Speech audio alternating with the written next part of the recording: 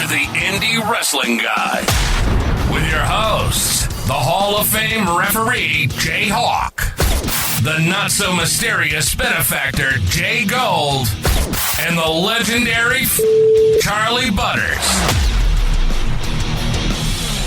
So Amazon finally delivered the paint pen to Jay Gold. Yes, and I sent it to you with it in my hand so that I was showing you to make sure that everybody knows that everyone knows that I got it and it's coming to you, my friend. It will be there. Oh, boy. Everyone, you're nothing like home for the holidays. You'll get your signed card, and that'll be that. So will everybody else that I know. It'll be too late by then, but we'll see what happens. Some guy named John had to mail his out too, supposedly. So we'll see if I get everything this week. Well, we can only hope that that some guy named John can be responsible. Anyway, speaking of some guy named John, he was our first interview this year, and the Respectful Hogs are officially open. I opened them on Monday. I sent out the message on Monday evening at about 8:40.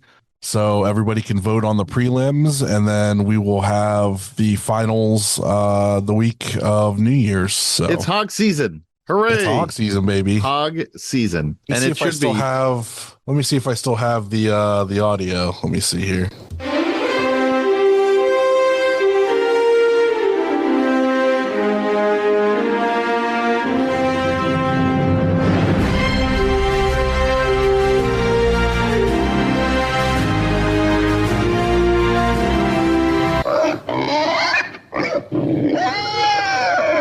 Fantastic. Yeah. If John Williams told you to feel like a pig, there you go.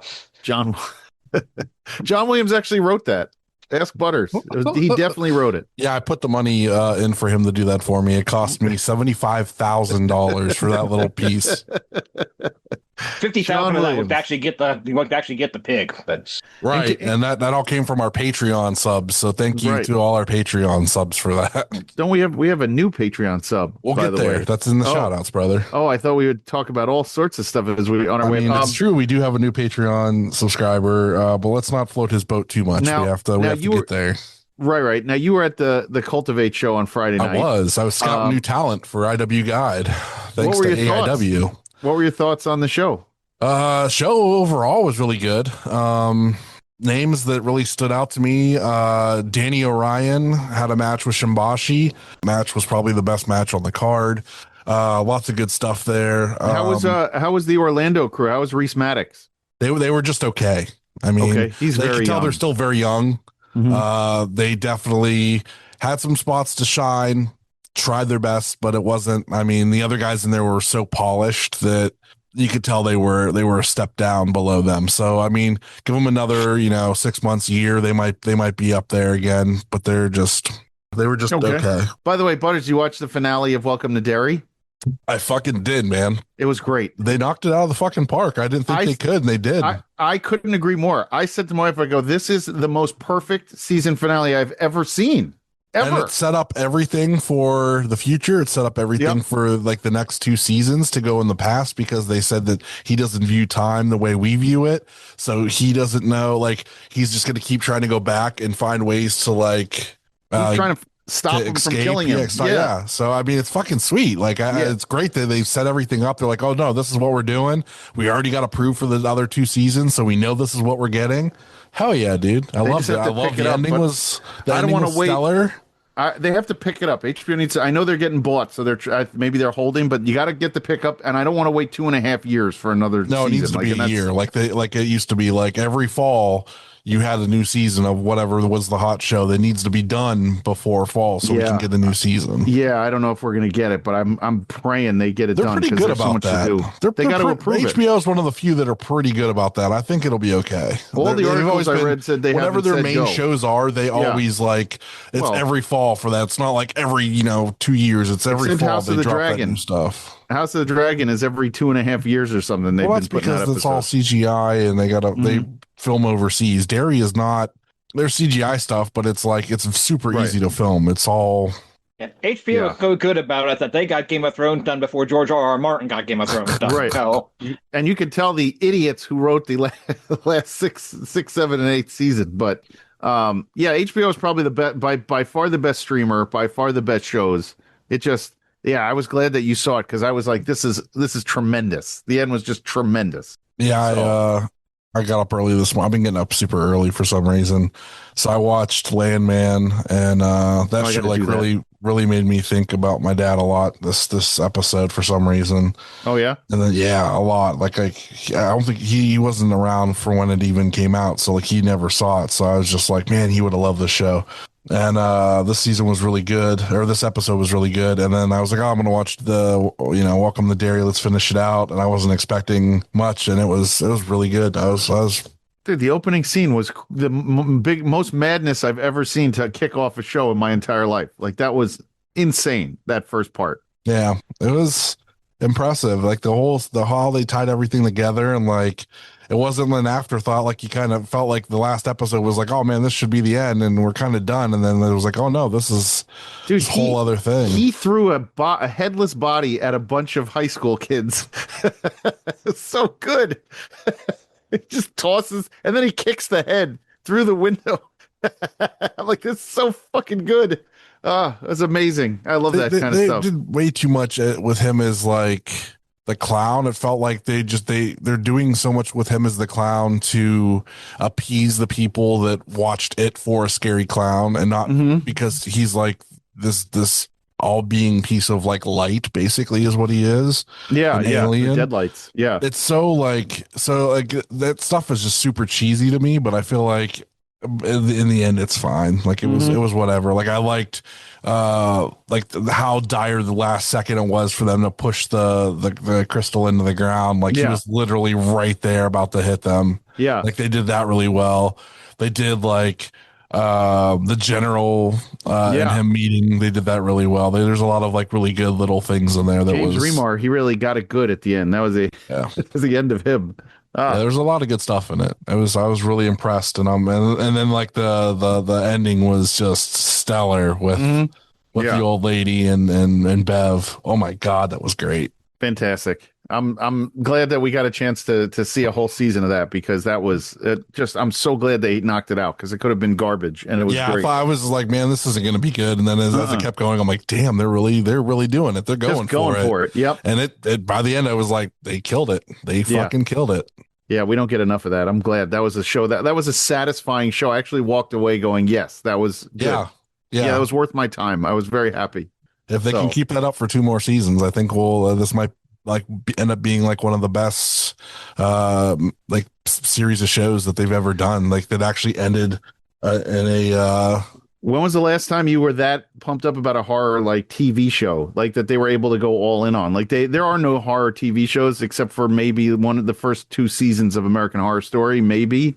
But like, I mean, that show TV From was really good. But it's by the people from Lost, so now it's just getting into that territory where it's like there's more questions than answers, and we'll never have answers to it. So right, good luck enjoying it. I stopped after the second season. They were like, okay, we gave you all this stuff in Stephen King's novels, and we're just going to explain everything to you. And you're like, oh, great. And they still cut stuff out, and they still changed a lot of stuff, but like people were even saying like it was still like excellent for what they did. So like Andy Machete he really deserves all the credit there, because he really knocked it out of the park with this idea. So yeah. And I wasn't looking forward to them going back in time, but now I feel like it's going to be even cooler. Like, well, now it makes that we've sense. Seen stuff. Yeah. It's like, okay, it doesn't matter the time he travels. It doesn't matter. So we get to see all that stuff. It's great. I'm excited. Anyway, back to wrestling, right? So shout outs to Bagelmonger, Zach, and our newest Patreon subscriber, Paul. Thank you, Paul. Thank you, brother. And of course, Patty. Hey, Patty. Hey, Patty. Who I got to see on Friday. Yeah. Did she get my card? She didn't say anything to me about it. I have to sign one and send one to Patty. I would like her to have a signed one. Well, yeah, she bought packs of cards at the November show, so she has your card. She has 2 of your card. Oh, okay, good, but not the signed one. I'm gonna DM her and tell her I'm gonna send her a signed one. Or you can kind one of her when next time you come into town. So I'm sure she'll bring it if she knows you're coming. No, that's true. Well, maybe he wants to send her a Christmas card. Yeah, that's fine. Got my paint pen. That was what he got for his first night of Hanukkah, was his paint pen. Yeah. Otherwise, that's it. I'm not getting anything else the rest of the time. So Yeah, he's banned from getting booty and everything else. So that's not that's not a Hanukkah present. Anyway. Oh, she was going to give you sloppy top for Hanukkah. There's none of that. That's unfortunate. That was going to be a night 8 present, but right. Oh, I thought night 8 was anal. It is not. Oh, it definitely is not. Is it foot stuff? Which one is it? Foot stuff. I'm gonna figure this out. Foot stuff. Hey, you ain't a man until you lubed up your girl's feet and made love to her arches. Right. Foot stuff. Oh, boy. This segment was written by Vince McMahon. That's right. From the Attitude Era. Right, the Attitude Era. That was the Attitude Era. Not enough incest for that to be true, guys. Oh, Lord. Tony Atlas then. Let's move on to what's on this weekend. What is on? I guess. Is there anything before the weekend before Christmas? Yes. What's on this weekend? All right, so Wrestling Revolver Thursday, 8 p.m. This is December 18th, presenting Holiday Special 2025. They're still finalizing their lineup. The main event, though, will be for the NWA World Heavyweight Championship. Brutally Silas Mason putting the gold on the line against Rich Swann. And all 4 Rascals will team up for the first time in over 6 years against Alpha Sig and BDE in what they are billing the Ho Ho Holy Shit match. Oh, all right. Who's the NWA champion? Drew Billy Silas Mason. Yeah, it threw me off too. I was not aware of that either. The real Billy. Real Billy. Ew. Drew Billy Silas Mason. Wasn't there a Thrill Billy that wrestled in like Cleveland All Pro and AIW? But the Thrill Billy was Mr. F. It's not that man. I'm pretty sure it's not that man. You got me looking it up now, though, but I'm like, is it? Look it up. I doubt it. I highly doubt it. I'm certain it's not, but you got me. All right, so. What do you got, Jay Gold? All right, so while he's looking for the Thrill Billy, I can't believe I'm saying this. Saturday night, December 20th, CZW presents Blacklight. Oh, this is live from somewhere in, they don't even give you the location. We got post-game versus the main event. This is the one with the circus guys. N. Bush, Samuel Thompson, and Valerie Verman versus Brando Lee, Deshaun Pratt, and Cosmic. Jayhawk, is Deshaun Pratt, what's his name? From the Osirian Portal? Or no? No idea. I thought that's who that was. Anyway, CZW World Tag Team Championship, Chris White and Miles Hawkins versus the Lost Boys. Troy Parker versus Ichiban from AIW's Cultivate. Nico Gray versus Jimmy Controversy. What a name. And that's a Secret Santa Ultraviolet gift exchange match. Griffin McCoy versus Anthony Gangone. Top Guy versus Anthony Gangone, the pride of Long Island and New Jersey. And then the CZW World Heavyweight Champion, Aaron Ash versus, Butters, you're going to love this, Drake Younger. Mr. Black and White, or whatever he's called, Mr. 50s. So we got that going, and that's on Saturday on the Independent Wrestling Television Network. Good Lord. Drake Younger should have a gimmick where he's just a Chipotle employee. I think it'd be more entertaining than whatever he's doing now. Chipotle employee. Wait, I haven't seen him do it lately, but I thought that was in JCW in the Juggalo stuff where he's Mr. 50s, right? Yeah. Where he paints himself black and white. That just took you like by storm, man. You're really hooked on that. I think if it wasn't him, it would be an awesome gimmick. I just think it's a cool idea. Anyway, that's what we got. Yeah, because JCW is known for their cool ideas over there with Vince Russo and Big Vito. Ooh. Which is crazy. Crazy. What in the world? Oh, man. Big Vito. Okay, well, I'm not sure who the Thrillbilly from Ohio Indie lore was, but it's definitely not the same guy. The NWA champion's way too young. I can't believe that's who's their champion. What the hell are they doing? Put it on PB if you want to give it to somebody big who can carry it. No? Okay. Anytime you mention PB, I just think of that terrible tombstone he gave MJF. It was the fucking single worst tombstone I've ever seen in my life. Unfortunately, and I love PB. I remember watching that on when you guys were at that weird venue, right? It was at that where they built that ramp church. Yeah. Oh man, how much space was under that tombstone? 1.5 feet, at least. So MJF, much. So MJF much. was on his shoulders basically before. So bad. High up. Like, dude, it was the safest tombstone I've ever seen. MJF would have been an all-timer if he would have pulled the Hulk Hogan. Oh, you got me, brother. Got me. He may have, for all we know. I'm kind of thinking. Oh, that'd have been the best. I would have fucking, that'd have been a great rib on That TV. was that was the beginning of the end of, or even the end of PB's title reign. Doing a review. And this week we are reviewing Jerky Championship Wrestling Roundball Rock. Took place this past Sunday, December 14th at the Mecca. Let's just say that we were so amped up for this card when we did the show last week when we brought it up. We were like, holy crap, this can't be real. And guess what? It wasn't real. It was didn't happen. supposed to be. Right. The weather was like, fuck your dreams and hopes, boys, because we're going to snow. So right. You wanted to see Beastman and Mad Dog Connolly together? Go screw. Oh, boy. Now, I'll get here and say that I'm not going to blame the promotion for having to change the lineup. The weather happened. Flights got canceled. People were trying to drive in, couldn't get past a certain point. That's fine. But there's a big fucking butt the size of fucking Yokozuna about to step in here for Jayhawk. Yeah. We knew of at least one flight that got canceled ourselves at like 10 o'clock Sunday morning. And I had been hearing other ones getting canceled, but up until showtime, kept looking for Twitter to see if what changes were being announced. They announced nothing till the show already started, and that really not until after I went on Twitter and went announcing that there were changes to the card would be nice.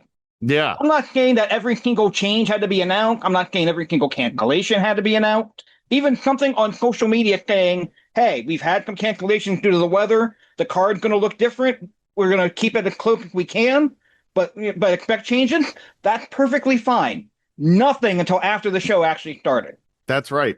We had no idea. They didn't say anything about. We knew of one. I was like, okay, maybe one, and then nothing. They just ran with that opening match and didn't tell anybody till they started moving. Yeah, the opening match, which had a substitution. We'll talk about the exact substitution for that in a minute. Mm-hmm. Yeah, and like I'm saying, like I didn't necessarily need, hey, this person's not here, this person's not here, this person's not here. A basic, the card is changing because of the weather. We're gonna do the best we can with what we got. That would have been perfectly fine. But when one of the matches I'm looking forward to looks like it's going to open the show, and the guy isn't there, and that's the first impression of the show. Yeah. Like, honestly, if we hadn't already planned on reviewing this, I probably wouldn't have bothered watching the rest of the show at that point. It changed so dramatically that you're right. It changed, the card changed so dramatically.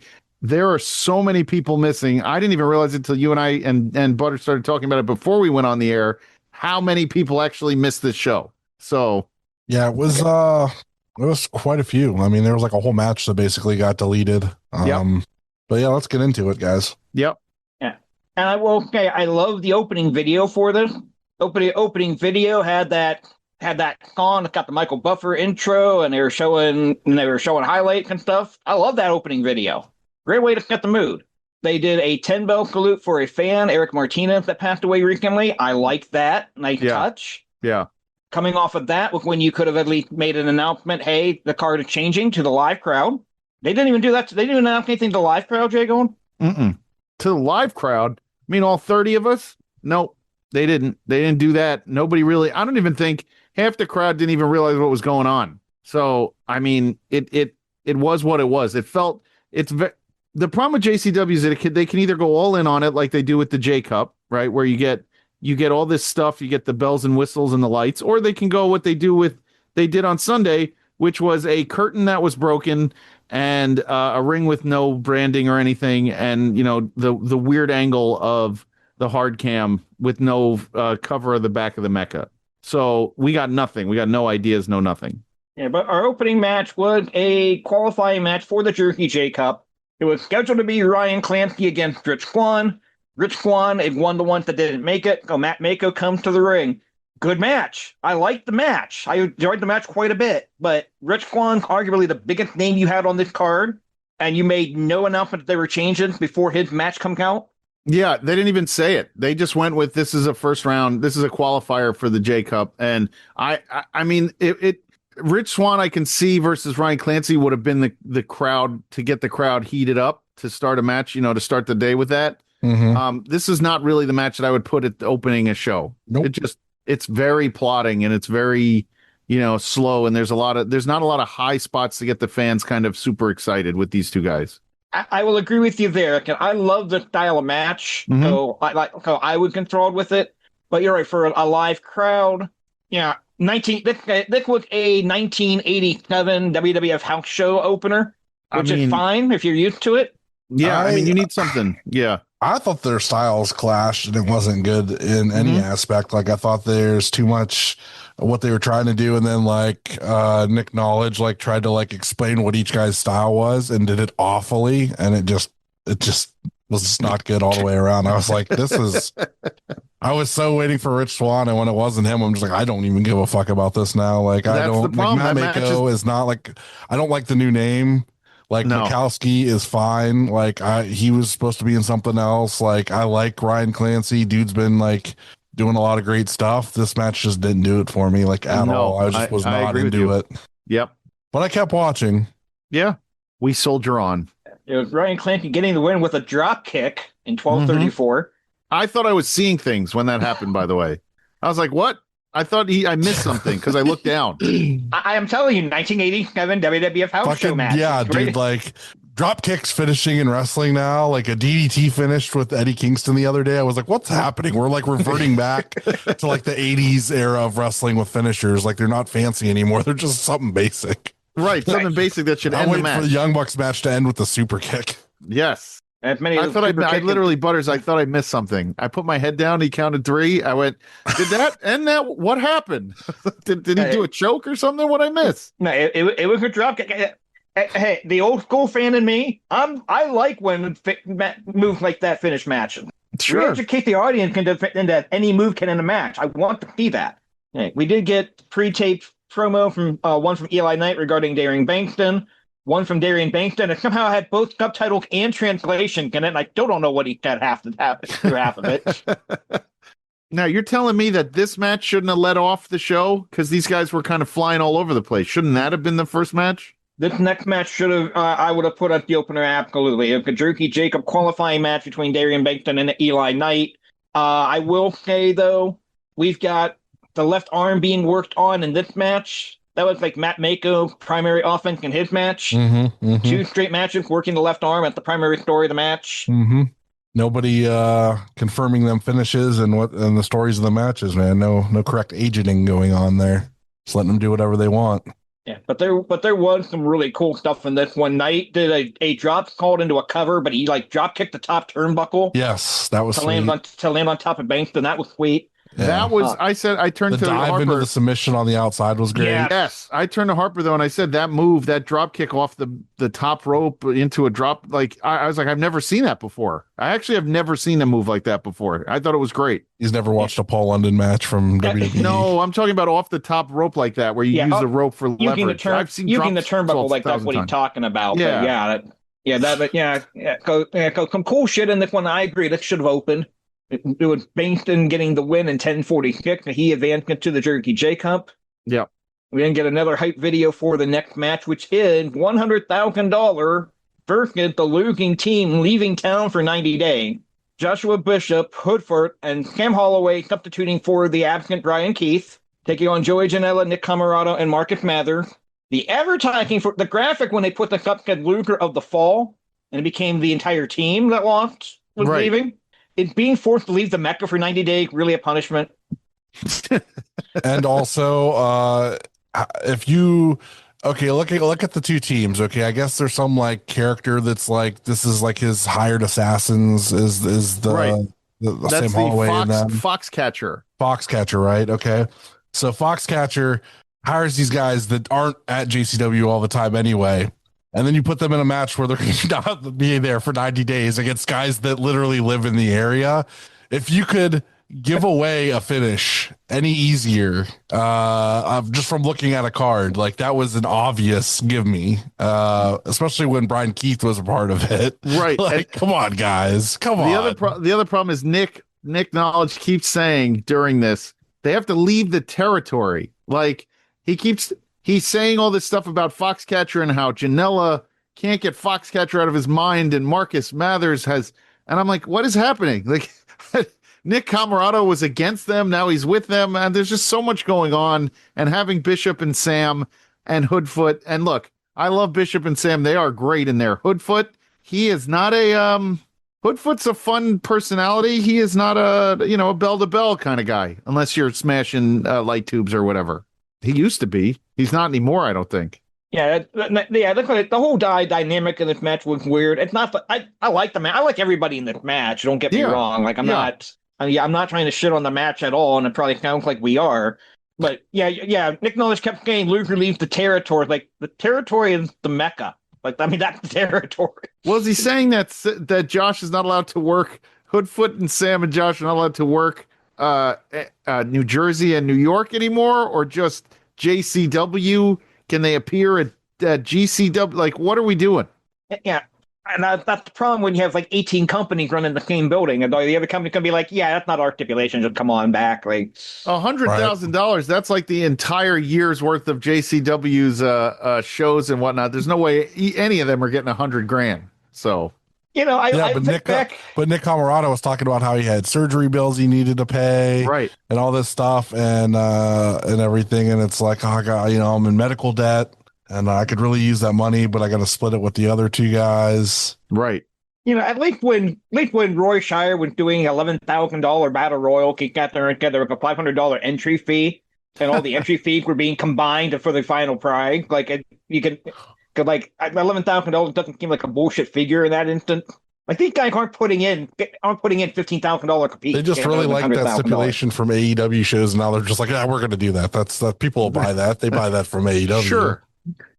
People don't buy from AEW even knowing Tony Khan got the money though. That's the thing. Right? That's what I'm saying. They don't think this whole all promotion 30 people at the Mecca. Afterthought after afterthought. Yeah. I could book it better in my sleep. Yeah. So we get some dissension with Hoodfoot, Bishop, and Holloway. Janela hit the 5-knuckle shuffle at one point. I'm already tired of the Cena tribute move. I get it was going to happen at like every single independent show all weekend, but it doesn't need to. Thank you, Cena. Thank you. That's all everybody said. I thought we were supposed to say thank you, Jay Gold, for talking about Cena for us. Right. That's right. Making Cena a name again in 2025 because you talked about him. Camarado pinned Hoodfoot with a second row splash in 1448. So Hoodfoot, that Bishop, splash was that splash was something, wasn't it? He comes off the second rope and still has to land on his feet first. It was a splash, man. It's big splash. Yeah. Bishop, Hoodfoot, and Holloway have to leave town. JCW, Jerky, and they change. I felt like it changed like 4 times during the match. They're not going to be in JCW for what I get 2 shows. I get the Jerky Jacob. I think it gets for the next 90 days. From there, we have the Nomi, Gabby Forca, taking on Lena Cross. Oh my God, the best match of the show. Yeah. Best match of the show by far. 110%. This match fucking killed it. This match, yes. I mean, everything else was miles below this. I mean, even from people that are boys that tried, like there was no saving when they had to do a shitty stipulation 6-man, and it was just here. You probably had like no time to really get anything over. Gabby Forza Dark, where she has the dark hair now. She wears the dark Nomi gear. She looks like she's taking some muscle up. She's starting to really figure out who she is. And Lena Cross is I think she just signed with AEW also, right? Like these are 2 polished women in the ring. This was such a pleasure to watch. It was a great match. They beat each other up good. Yeah, I absolutely agree. That's by far the best match of the show. I enjoyed this a lot. I'm glad Jay Gold had his daughter there. We didn't have to see him acting like a thirst trap for 15 minutes. Correct. That's not the only reason, by the way. His daughter was there. If his daughter would have been there. That's right. All right. Well, you know what? That's what being a good father is. I'm not going to be a giant piece of shit when my kid's around. I got to set the example. But I was very impressed with both of them. Just very, very impressed all around. And it was Gabby Forca with the Fire Thunder Driver, 1351, getting the pin. From there, we have the GCW Tag Team Championship. Alec Price and Jordan Oliver somehow called Busta in the Brain this time around. They explained it. Yep. Yeah, Wait, Jayhawk, what was I the tuned timing out on of commentary at that. I tuned out of commentary at that point. I Jayhawk, did not what hear was the explanation. what was the timing on that women's match? 13:51. It didn't feel that long. That was a good match. No, because it was good. Yeah. It doesn't feel like it's a long match when it's good. Right. Yeah, but the GCW Tag Team Champions, Busta and the Brain, defended the title against two bald fucks, Bam Sullivan and Matt Tremont. You know what's interesting? When Tremont is with Bam Sullivan, when they're two bald fucks, he's not the coming out to Survivor music and everything else or whatever Journey, whoever the hell he comes out to. He's not that Matt Tremont. He's like he like tones down, and I like that about veterans when they know, hey, I'm not the main event here, so I'm in this tag team and I'm going to act like I'm in a tag team. I like that. And Tremont and Bam Sullivan I think that tag team name is hilarious, but that was, I like seeing Tremont in that role. Like I said, I think he's better supplemental. The only thing that got me out of that was that they came out to the WWE version of New Jack's music, and that was the best part of this entire match. I don't think I watched maybe seconds of this match. I didn't care for it. By the way, you know what my daughter remembered about Bam Sullivan? She was one of her first shows she ever went to. Bam Sullivan and Slade destroyed Edith Surreal's merch table, trying to get over a stupid gimmick that was going to be at what I think it was. Was it the Tampa WrestleMania? Those two destroyed a bunch of merch tables. Edith Surreal comes out afterwards and is just livid. And Harper's watching Edith Surreal lose her mind because they busted up her merch table with all of her stuff on it. To this day, that still sticks in Harper's head that she's like, that's the guy who destroyed Edith Surreal's merch table. At least she remembers. You don't do that, right? Right. You don't ruin the merch table. That's really fucked up. Yeah. Oh man, Edith Surreal, she was heated. Dude, like I would be too, man. You don't fuck with your money like that. And Bam Sullivan. Oh yeah, that was great. Anyway, I digress. This match was fine, but Jordan Oliver and Alec Price work in front of the GCW crowd. They just love them. They love them together. Love them. They work well together. I like them as a team. Yeah, but they work like that gimmick that's GCW fans eat that shit up. Anywhere they go, they just love those two together. Yeah, I'd be lying if I paid a lot of attention to this match. Mm-hmm. And what I saw of it was fine. Like Oliver and Price work well together. Like I love their work. Yeah, Sullivan and Tremont work well together. And the match was fine. Jordan Oliver pinning Bam Sullivan with the active on in 13:56. So they got 5 seconds longer than the women before it. You know what? The show itself flowed. I will give JCW credit. I was really nervous they were going to go to an intermission, and thank Christ they didn't. But I thought all the matches, nothing overstayed itself. Nothing went too long. It was exactly. I mean, it should have. The last match went a little long, but it ended exactly when it should have ended. And they got a nice tight 3 hours out of the show. That was perfectly fine. Yeah. Started at 5 o'clock. They were done maybe a couple minutes after 8. Like they were right at that 3 hour mark. Yeah. Next match after this was the 3-point competition. So the way this worked is 2 wrestlers started, a new entrant came in every 60 seconds. Falls can happen anytime. The first 3 falls would qualify for the Jersey J Cup. Everybody got all that.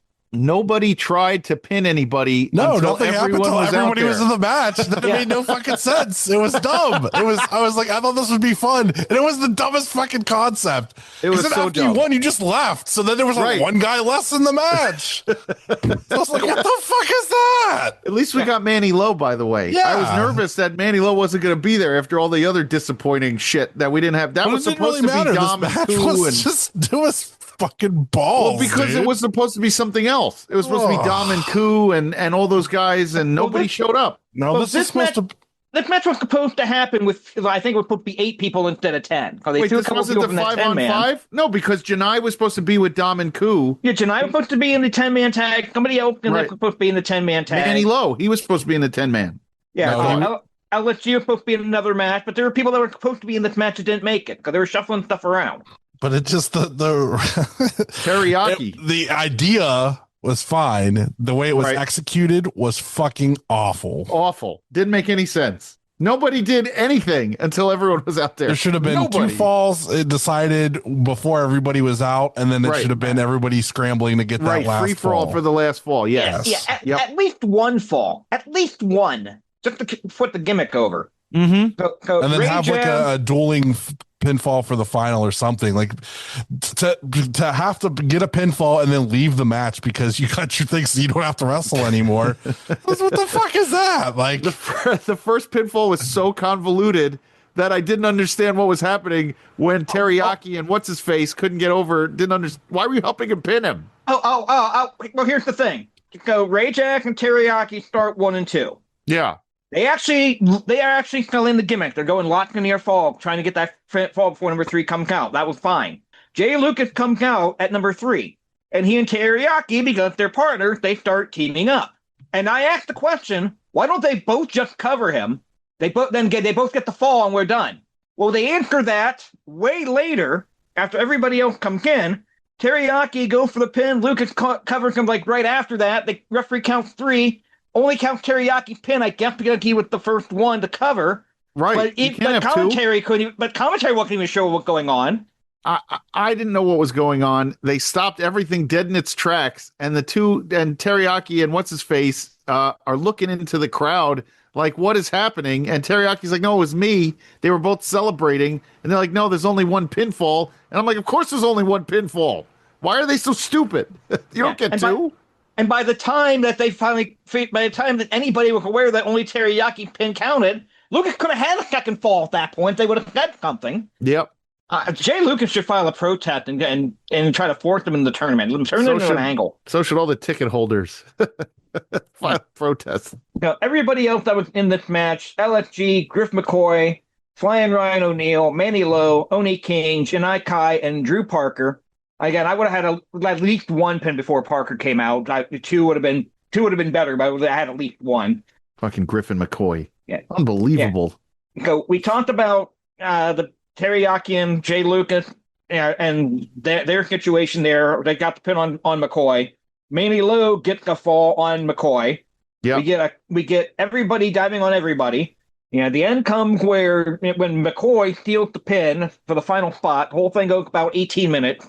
So McCoy gets pinned twice, still get into the Jerky J Cup because why not? Yeah.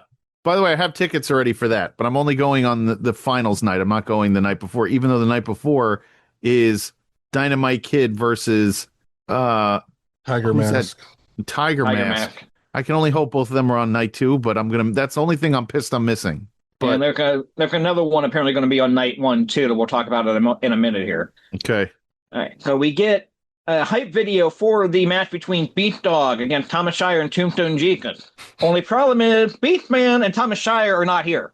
Right. So they turn it into a singles match, which is fine. I mean, that makes sense. The Emo J does not announce it as a no-hold-barred match, even though the tag match was advertised as no-hold-barred. But they had a no-hold-barred match anyway. And then this is the first time they actually mentioned, oh, yeah, by the way, this is supposed to be a tag team match, but due to the weather, we've got people missing from the show. I'm going to say Tombstone Jesus fucking sucks, if I could just say that. He is absolutely awful. Talk about a guy who needs to just stop. Like, dude, the first minute and a half of them trying to figure out who's getting shot off the ropes, you could see Mad Dog Connolly was getting so frustrated. And the guy was moving like he was sitting in maple syrup. Like he just... What is this guy? What was I seeing? Dude, he is a remnant of COVID wrestling when we were so bored that like that character magically appeared from like wrestling out in Utah and people are like, oh my God, that's so funny. That's the guy. And then they brought him. They still are trying to use him all those times. He sucks. That was awful. I mean, one of you said it was Shawn Michaels with no talent or charisma. he looked like Shawn Michaels. He looked like Shawn Michaels if Shawn Michaels still had hair.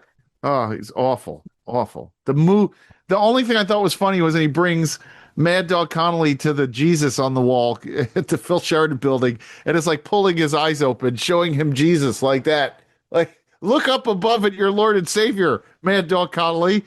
But I knew he was going to bleed, too. As soon as Connolly hit him with the chain, I go, Harper, watch this. I go, this guy's running that razor. There is no doubt he is going to bleed here at the Mecca. And he did.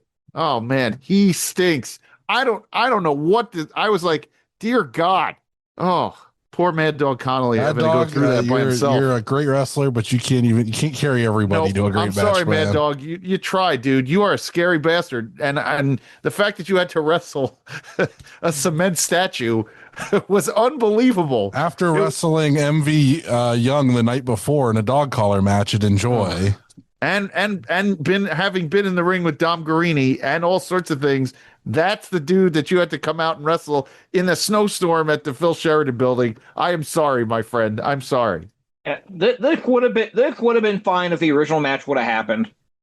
Do you think so? Do you think it would have been better with Beastman and Thomas Shire? Yes. Yes, I do. I absolutely do. I would have done anything to show my kid Beastman coming out with the bone and everything. That would have been awesome. Oh, well, the extra two people. Yeah, you wouldn't have had to have Tombstone G do as much. You could have hit him better. Beastman is perfectly fine. Thomas Shire is perfectly fine. I got to write down. We got to get Beastman on the show next year. Yes, absolutely. Oh, that would be so good. Oh yeah. He seems everyone who's ever worked with him said he's a nice guy. So like he's a nice guy. For sure. Yeah. Yeah. Well, it was Mad Dog Connolly winning with a clothesline in 827. This desperately needed the other two guys. Connolly attacked Tombstone G after the match. Nick Knowledge got this is far from over. Please, God, let's not have another singles match between these two. Nick Knowledge. Oh, boy. And enhancing the show the whole way through. And then Mad Dog Connolly challenges the one called Mander for a cage match.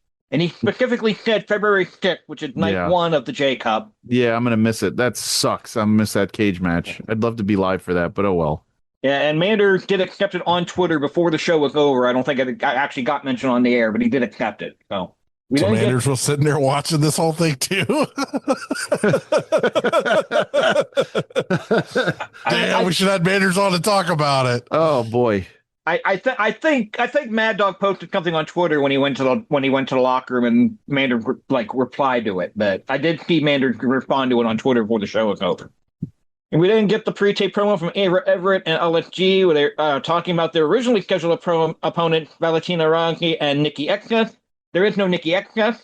Well, we get a four-way with Everett, accompanied by LSG, Mara Sade, Valentina Ranki, and Jordan Blade. Interesting. Interesting. Nick Knowledge goes, I'm not sure why. Was it Valentina Rossi and Ava Everett were staring each other down or something? And he couldn't figure out why they were all mad at each other. And I was like, I don't care. And Mara Sade is the hardest wrestling name to say. It just ties my tongue up when I try to say it. And the match was a women's match that happened. Ta-da. Yeah. All of these matches were just matches that happened, man.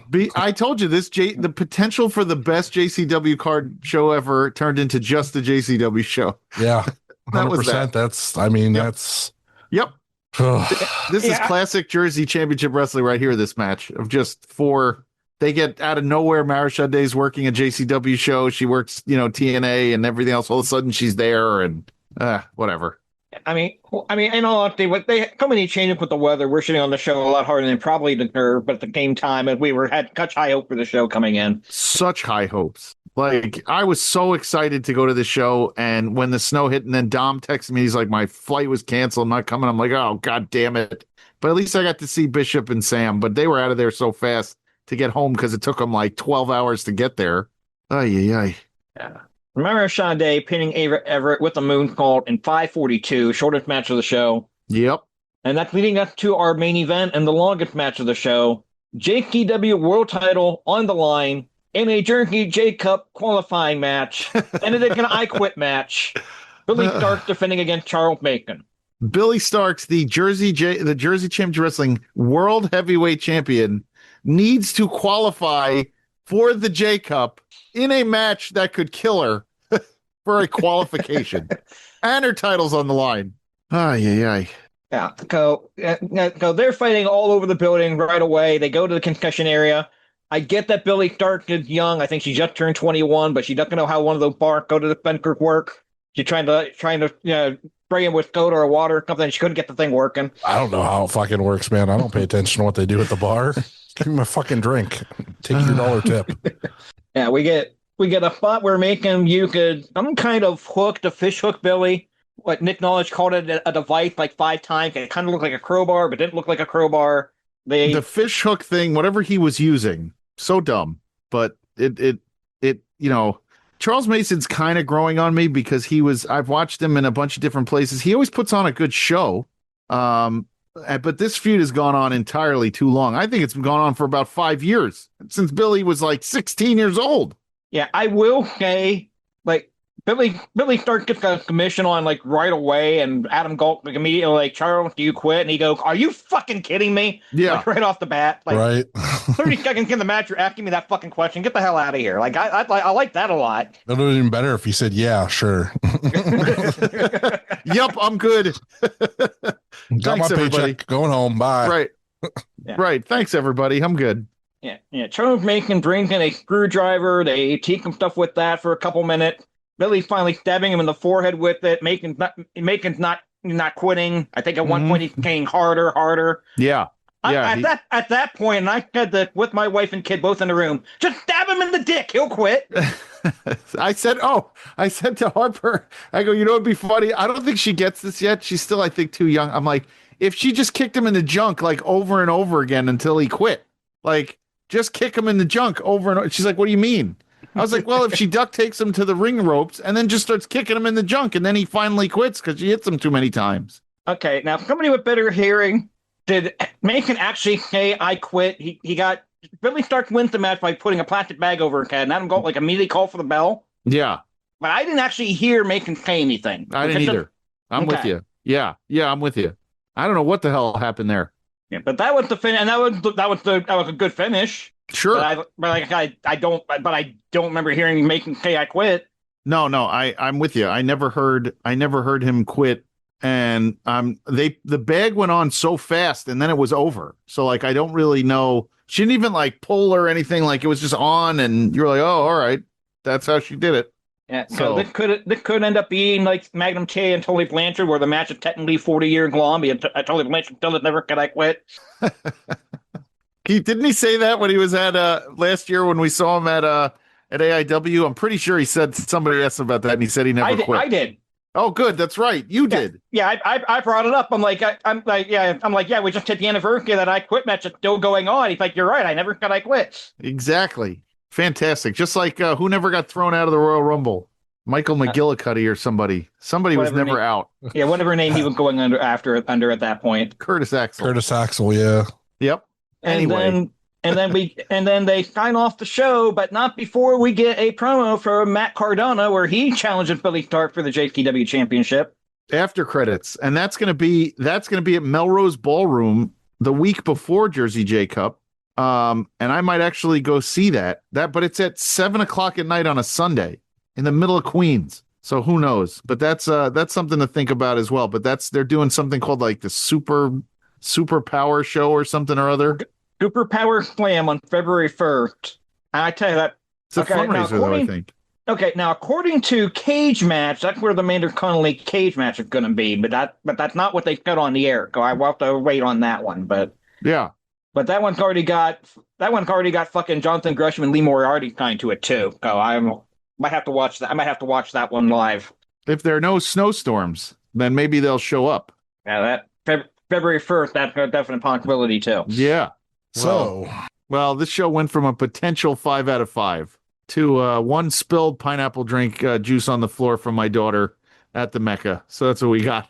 1 pineapple juice out of 5 with the Gabby Forza Lena Cross match as my favorite match of the night, and I would put that on any card. Wow, that's the lowest I've ever seen Jay Gold go. Dude, it was a bummer. What about you, that Jared? show was a complete bummer, Butters. You can't tell me that show was rocking and rolling. That show was a bummer. You know, I to be fair to JCW, I don't really want to rate it. A lot of the issues with the show were not their fault. They really weren't.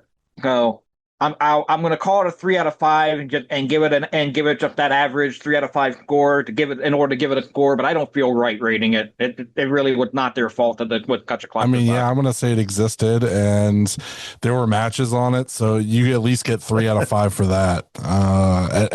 If anything would have been better, you could have gotten, All right, I'll raise it to 2 pineapple drinks on the floor then. You were there live. You spent money on it. You're the only one that spent money on it. It was free for us on YouTube, brother. Yeah, it'd be fun. Oh, I mean, The stream worked all the way through. The audio Yeah. was fine. I got to give them some points here and there for that. So yeah, 3 out of 5 is what we're giving. As a live audience member, you could say, you want to do 1 out of 5. Sure, why not? And I want to judge a JCW show based on what they had planned. I want to be fair to them. Okay, we're shitting on a lot of the show, but a lot of it really is not their fault. Right. No, it was All those wrestlers and their terrible attitudes. No. Yeah. Prop to everybody who got on the show, who worked, who busted their ass. Dude, Everybody busted their ass. I agree. I give full props, like Bishop and Sam driving, 12 hours from Ohio to make this show. Like, God bless them. The weather was not good, like in the morning, and getting there had to be an absolute nightmare for everyone who got there who doesn't live in the area. So yeah, the show started on time. The stream worked beautifully. The production was actually really good for what it was. We had replayed, we had pre-tape promo. I mean, there's a lot positive from the show, and I feel bad that I got as much negative like I did, but everybody really put their best effort forward for what it was. we don't got to shine them up. We're good. They know We'll when it's, see. We'll maybe cover them again next year. Obviously for the Jersey J Cup, because we do like tournaments and shit. So we'll probably look back at them then. There's a lot Jersey of wrestling. J Cup is the best. That tournament is so much fun. It is so much fun. I love going. There's a lot of wrestling that we haven't covered yet for this year. Enjoy had a show this past weekend. We still didn't cover Cultivate in full. So we have some stuff. And then, we might be launching I'm going to kind of spoil some things here, see if who catches it. We might be launching a new concept for the show starting next year, where we do live for, for recordings. That may change to just live for interviews, and then everything else will still be just audio only. Cool. We're going to work some stuff out, see what happens with the Main Event Network, and see what we can do there, see what works for everybody, depending on our schedules and everything. So we're working on some stuff. The next 2 weeks are iffy if we're going to do anything because of, Christmas being on a Thursday and the New Year's Day being on a Thursday. Yeah. Not sure many people are going to want to listen to us during the holidays. Usually that's like the lowest rated ever because people are busy doing stuff, but we may put some stuff out. I don't know. We'll see what happens. If we can get a good interview or something, we might put something out for Christmas and for New Year's. So sure thing. But yeah, if this is where we are, we should thank all the audience for this year because it's been a good year. It's been a tough year. It's been a tough year, ups and downs, but lots of new things. The IW Guide title being defended regularly. Cards. The trading cards existing now and selling relatively well. It's going to be really funny when some of these like later sets come out that have these big names in them, and then people want to try to collect all the sets and they can't because series 1 is sold out and not being reprinted again. So that's because Jayhawk's cards go fast. So you got yeah. I'm just glad that after this next set in February that we are not in the sets anymore and that it will no longer, it's all just wrestlers and wrestling personalities. Like it'll be so much easier to deal with. You know what? I really, and I know you're going to hate me for this, but I think it maybe in series 5 or series, maybe in 10, if we get to 10, the three of us have one card group together. Card. Yeah. That we all sign. Down the line, though, I could see us doing a group card, but we got to do something. We gotta do something fun for that card. We got to dress up or something. Do something fun, like maybe do like a JCPenney photo shoot for it. Oh my god, that would be so good. When you come into town, we'll do a JCPenney photo shoot. Yes, with the three of us, and then it'll be a card. Yes, that's a great idea. But if this is it, we say thanks to everybody because fuck yeah, this was we appreciate you all sticking through it this year and also joining us on the Main Event Network and watching us when we do those streams and paying attention to everything. So thank to everybody for that. Go vote on the Respectful Hogs. I'm going to put the link out on all the social medias. The initial will be just the initial votes, and then after a week, we will take those initial votes, and then you will have the final voting for who will actually get a trophy or a plaque, as we usually do. And those will go out next year. So Yeah, Sweet. I need a referee of the year plaque to go in between my Yeah, that's the only coach thing of the you year. qualify for this year.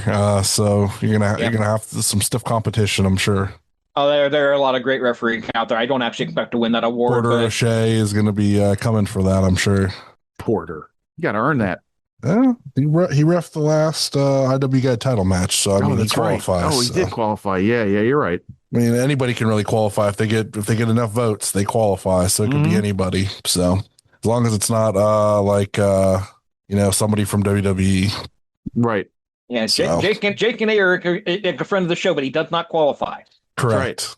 He does not qualify unless he agrees to carry that plaque out onto WWE TV and talk about the award for 2 minutes straight. I would shit my pants if I saw that. Because it would never happen, and you would know that you're in some weird Matrix alternate reality if that happens. What did I eat? Right. How many brownies? Oh my god! Yeah. All Anyway. right, let's get plugs and get the fuck out of here. Plugs. Follow me on Twitch, Twitter, TikTok, Blue Sky, @RevJayhawk, Instagram, Jayhawk1539. And remember on Twitch, the WWE 2K Universe stream coming air it up Buttercut Duck. Would you be excited if you had as many viewers as a Real Action Pro Wrestling show, or are you just content that you have less than that? I would obviously like to become popular enough to where I can make at least a little bit of extra money off of it. Do you commentate or do you just let it roll? Like five people at them shows. So you're not even getting 5, brother. I'm not going to freaking compare myself to people paying money to watch wrestling. To answer your question, Jay Gold, yes, I do commentary on it. Aha. Yeah, nobody wants to hear you talk, brother. And that's probably why I have 2 subscribers on the YouTube channel for it. But that's probably why we lost all our listeners the last year. That's mean-spirited. he's not wrong. Anyway. Oh, fuck. Well, here's the thing. I would sing on the show instead, but apparently I'm pretty good at that. But then Spotify would be like, no copyright shit. No, can't do that. Yeah, and then I wasn't allowed to make dog jokes, and that got ruined. And now everybody's upset that we don't have a funny, good time on the show no more. That's why we lost Sam Hardway as a listener, because I don't tell dog jokes no more. Oh, that happened. No, I had a really good conversation with him at Cultivate about card prices and stuff, because I was talking to him about the his card that he has. So yeah, we're talking about maybe doing one down the road. I dig it. So yeah, series 1, 2, and 3 are out. Hit up the Twitter or wherever you view us on social media and ask for a pack, and we'll get you set up. They're $5 a pack. You get 5 cards. Shipping's like $2. So make it easy for you. And of course, Great Brown Hope, our friend from Main Event Network, always says if you buy a pack, he'll buy you a pack. So it's 2 for 1 right now. Until he can't do it anymore. So if you want 2 packs for the price of 1, hit us up.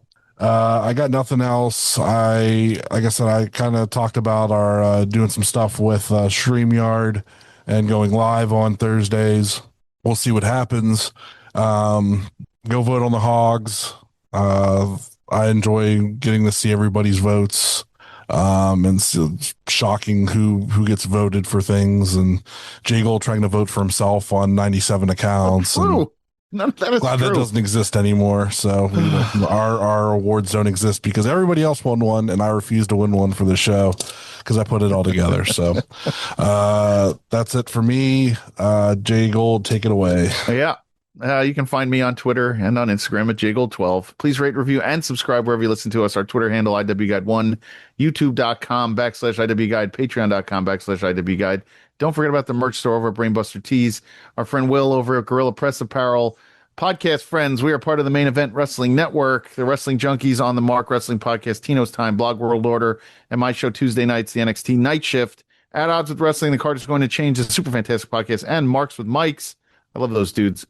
Our other friends, Monsters in the Toy Box, Toy Hio, Rubber City Toys, Neo Pro Wrestling, OKCR Creations, Stash Pages, and Pally's Beef Jerky by our friend Kaplan. Thanks to everybody. Happy holidays. Happy New Year. That's what I got. Life's short. Watch more indie wrestling with your family. Later. Don't forget to review and subscribe wherever you listen to us. Find us online at Facebook and Instagram at the Indie Wrestling Guide, and on X or Twitter at IWGuide1.